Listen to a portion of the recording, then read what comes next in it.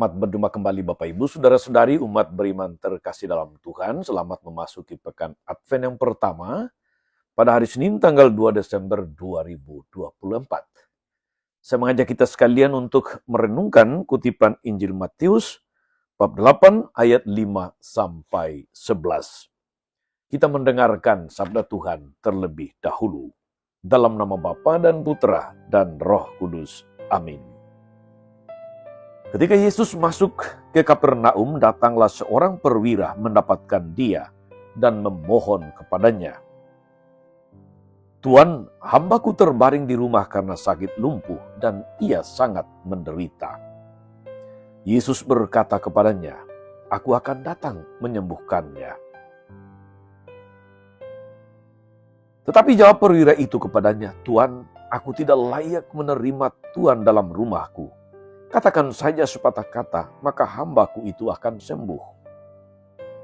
Sebab aku sendiri seorang bawahan, dan di bawahku ada pula prajurit. Jika aku berkata kepada salah seorang prajurit itu pergi, maka ia pergi. Dan kepada seorang yang lain lagi datang, maka ia datang. Ataupun kepada hambaku kerjakan ini, maka ia mengerjakannya. Setelah Yesus mendengar hal itu, heranlah ia dan ia berkata kepada mereka yang mengikutinya, aku berkata kepadamu, sesungguhnya iman sebesar ini tidak pernah aku jumpai pada seorang pun di antara orang Israel. Aku berkata kepadamu, banyak orang yang akan datang dari timur dan barat, dan duduk makan bersama-sama dengan Abraham, Ishak dan Yakub di dalam kerajaan sorga. Demikianlah sabda Tuhan. Bapak Ibu Saudara-saudari umat beriman terkasih dalam Tuhan kita Yesus Kristus. Kendati pun mengagumi Yesus Kristus, orang-orang Yahudi yang berhimpun di seputar Yesus masih bermental lama. Harga diri sebagai bangsa pilihan Tuhan membuat mereka cenderung memandang rendah orang-orang di luar Israel. Orang-orang asing. Perwira Roma yang mencari Yesus untuk hambanya yang sakit termasuk dalam kalangan yang dianggap hina oleh orang-orang Yahudi. Mungkin dia pun berjuang melawan konflik batinnya untuk mencari Yesus. Sebab secara politis dia berkuasa. Dia pemimpin pasukan pendudukan. Sedangkan Yesus bukan apa-apa. Tapi dia datang juga kepada Yesus dengan merendahkan dirinya. Dan buah dari permohonannya ialah kesembuhan bagi hambanya itu. Puncak dari kisah ini adalah apresiasi pujian Yesus atas iman si perwira tersebut. Iman sebesar ini belum pernah saya jumpai di Israel. Dan Yesus kemudian menegaskan bahwa banyak orang dari luar Israel akan datang lalu duduk makan dan minum bersama dengan Abraham, Ishak dan Yakub dalam kerajaan sorga. Penegasan ini merupakan tamparan keras bagi orang-orang Yahudi yang merasa selama ini lebih berhak menikmati privilege, menikmati perlakuan istimewa sebagai bangsa pilihan Allah. Saudara-saudara umat beriman terkasih dalam Tuhan, apa pesan, apa inspirasi dari kutipan firman Tuhan hari ini untuk kita yang merayakan atau memasuki, menghayati masa Advent? Mari saudara-saudari kita belajar dari perwira Romawi ini. Pertama, supaya kita memiliki iman yang besar. Perwira kafir itu justru dipuji karena imannya yang besar kepada Yesus yang dia tunjukkan dalam sikapnya mau datang mencari Yesus dan memasrahkan seluruh harapannya kepada Yesus supaya hambanya sehat. Itu iman yang besar. Adakah kita saudara-saudari memiliki iman yang besar sebagai pengikut Kristus? Kalau kita memiliki iman yang besar, maka kita juga akan memasrahkan seluruh hidup kita di dalam penyelenggaraan Tuhan yang bijaksana. Kita akan memasrahkan seluruh kerinduan, harapan, pergumulan, masalah kita kepada Tuhan. Sebab Tuhan atau dalam Tuhan pasti ada jalan keluar. Maka sekali lagi pertama, milikilah iman yang besar seperti perwira kafir ini. Yang kedua, saudara-saudari,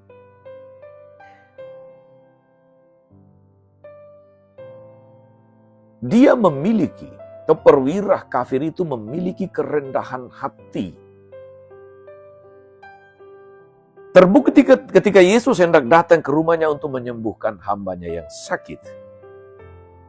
Dia berkata, "Tuhan, aku tidak layak menerima Tuhan dalam rumahku.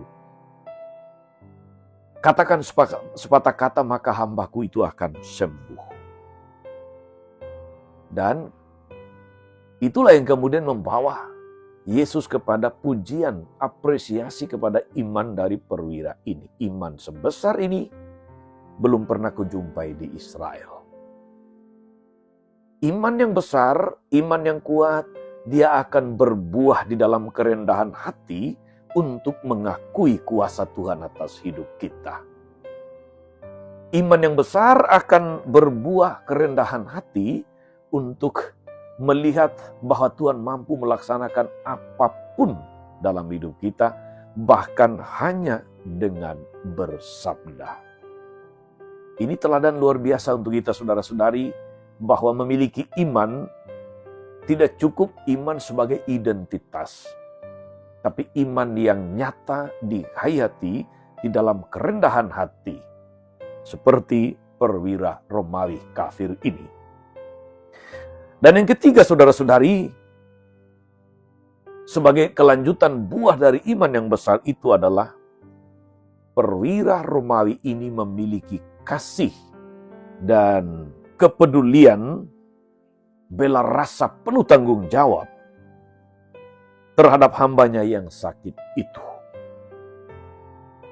Yang namanya hamba, saudara-saudari, kadang ada banyak Tuhan yang tidak punya hati, yang tidak punya kepedulian, yang tidak punya inisiatif yang luar biasa untuk menolong hambanya yang sakit. Tapi ketika perwira Romawi mau dengan inisiatif, bahkan merendahkan dirinya di hadapan Yesus, supaya hambanya sehat kembali. Itu hanya mungkin karena pertama tadi dia punya iman, kemudian kerendahan hati untuk mengakui kuasa Yesus, dan yang ketiga ada kasih, ada tanggung jawab, ada kepedulian, ada bela rasa di sana yang terwujud. Sebab iman yang besar terwujud di dalam kerendahan hati dan kasih yang penuh dengan bela rasa. Saudara-saudari umat beriman terkasih dalam Tuhan, moga-moga kita memiliki iman sebesar perwira kafir ini. Sebab hanya kalau kita memiliki iman yang besar, segala sesuatu bisa terjadi. Mari kita miliki kerendahan hati. Sebab tanpa kerendahan hati, maka Tuhan tidak bisa berkarya dalam diri orang-orang yang sombong dan tinggi hati. Dan mari kita memiliki kasih, bela rasa, kepedulian kepada orang-orang yang menjadi tanggung jawab kita. Apakah itu secara langsung dalam keluarga atau tanggung jawab sosial pada sesama di sekitar kita yang membutuhkan bantuan, yang membutuhkan kepedulian, yang membutuhkan sapaan dari kita. Selamat beraktivitas hari ini, saudara-saudari. Moga-moga permenungan ini menjadi salah satu inspirasi bagi kita untuk mengisi masa Advent kita. Makin memiliki iman, makin rendah hati, dan makin berbela rasa. Tuhan memberkati kita semua. Amin.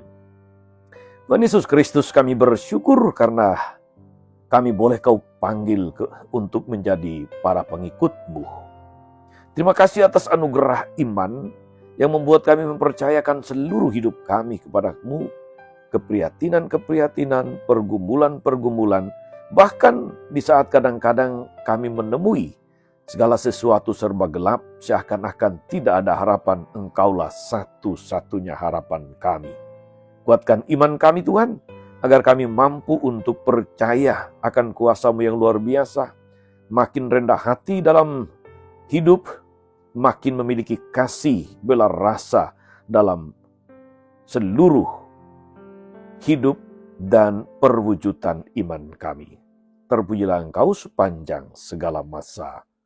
Amin. Saudara-saudari sekalian, berkatalah turun atas saudara-saudari, atas mereka yang kita doakan atau kita janjikan, doa mereka yang sakit dan menderita. Segala rencana, karya, dan pelayanan hari ini, Bapa dan Putra dan Roh Kudus. Amin. Tetap sehat, teruslah menjadi berkat. Jangan lupa like, subscribe, nyalakan lonceng notifikasinya. Salam 52, Tuhan memberkati.